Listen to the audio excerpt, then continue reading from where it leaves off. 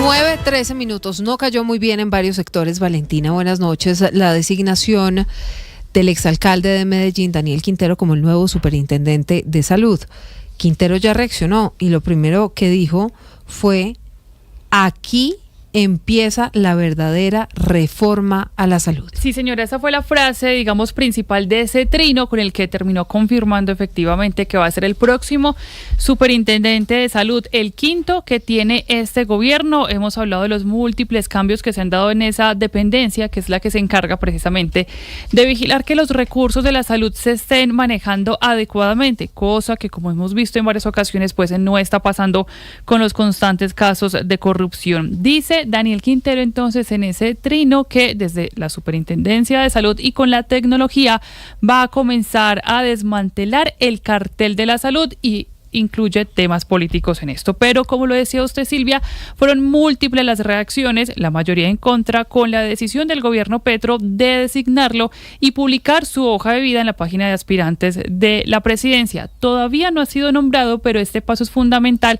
precisamente para concretar esa designación. Una de las reacciones llega por parte de los técnicos, en especial de los pacientes, que son los que hemos visto constantemente haciendo plantones, denuncias de las irregularidades y sobre todo de la preocupación porque los recursos se siguen perdiendo y no llegan ni los medicamentos ni las atenciones con especialistas. Denis Silva, quien es vocero de Pacientes Colombia, aseguró que esto es completamente inapropiado precisamente para lo que está pasando. Por un lado, porque Quintero no tiene ninguna experiencia en el sector de la salud y segundo, porque está siendo investigado por presunta corrupción. La Superintendencia Nacional de Salud es una bolsa política o politiquera que desconoce las funciones y no cumple con sus funciones constitucionales de inspección, vigilancia y control. Es una vergüenza el nombramiento de Daniel Quintero. Segundo, pues no conoce sobre el sector salud, es un político, un politiquero en campaña.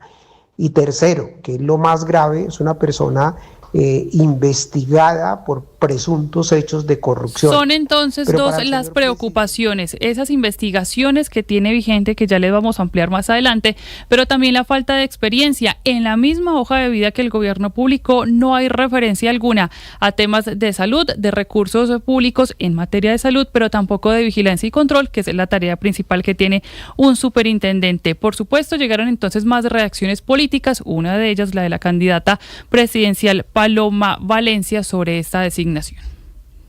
La gente se está muriendo, estamos viviendo la peor crisis de salud de la historia de Colombia y el gobierno decide nombrar una persona que está imputada y que tiene 43 miembros de su alcaldía imputados.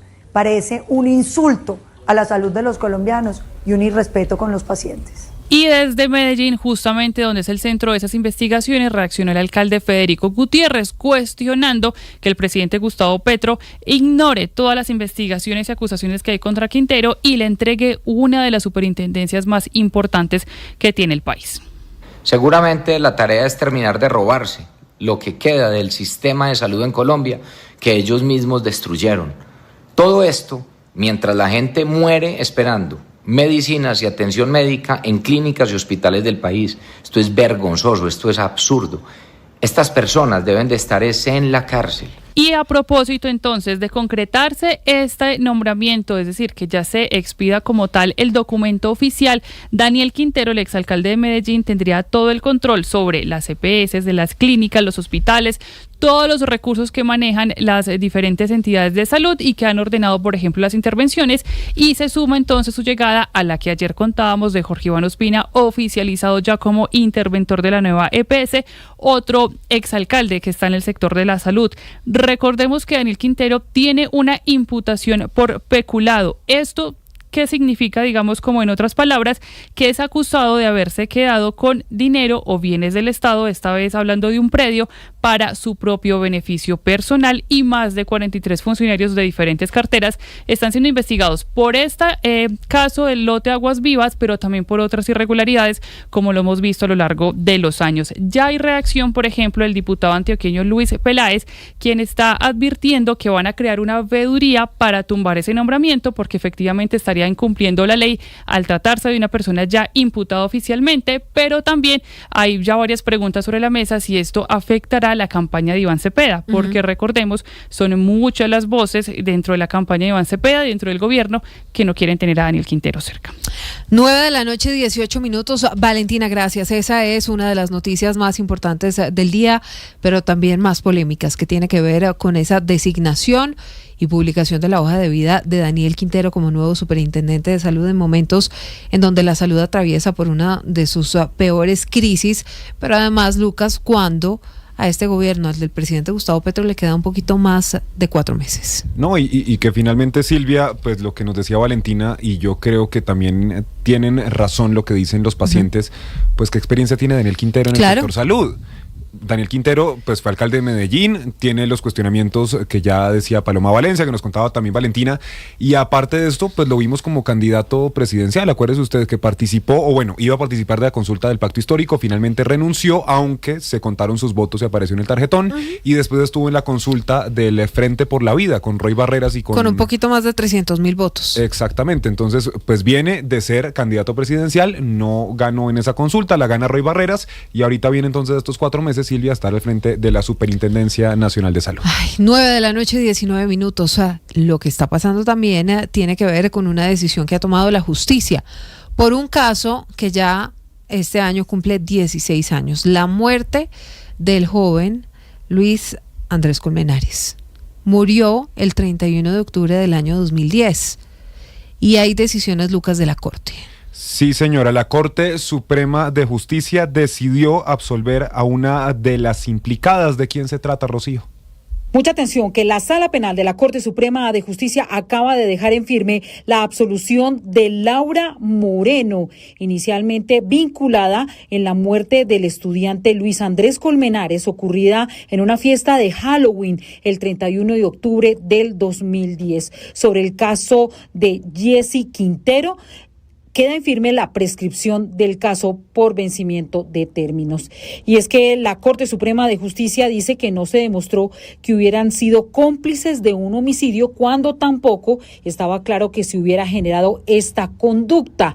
Hay que recordar que esto es promovido en la reapertura del caso por la Procuraduría, que le había pedido en su momento en audiencia pública a la Corte condenar a Laura Moreno porque había evidenciado que ella posiblemente había obstruido el hallazgo del cuerpo. Hoy la Corte Suprema de Justicia no le da la razón y entonces se mantiene el tema de la absolución. De esta manera ya no hay un recurso en la justicia ordinaria, ya esta es la última instancia, pero se sabe que la familia Colmenares, tal como lo advirtió en la audiencia pública ante la Corte, que si esto ocurriría, irían a instancias internacionales. Mañana a las 2:30 de la tarde, la Sala Penal de la Corte Suprema de Justicia le dará lectura al fallo, que será de público conocimiento. Rocío Franco, Blue Radio. Rocío, gracias. 9:21 p.m. Es momento de ir a Cartagena, porque desde allí Naturgas le ha propuesto al próximo gobierno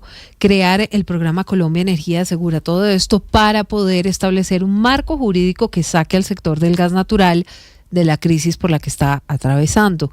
Un llamado a quien llegue a la Casa de Nariño el próximo 7 de agosto, Marcela.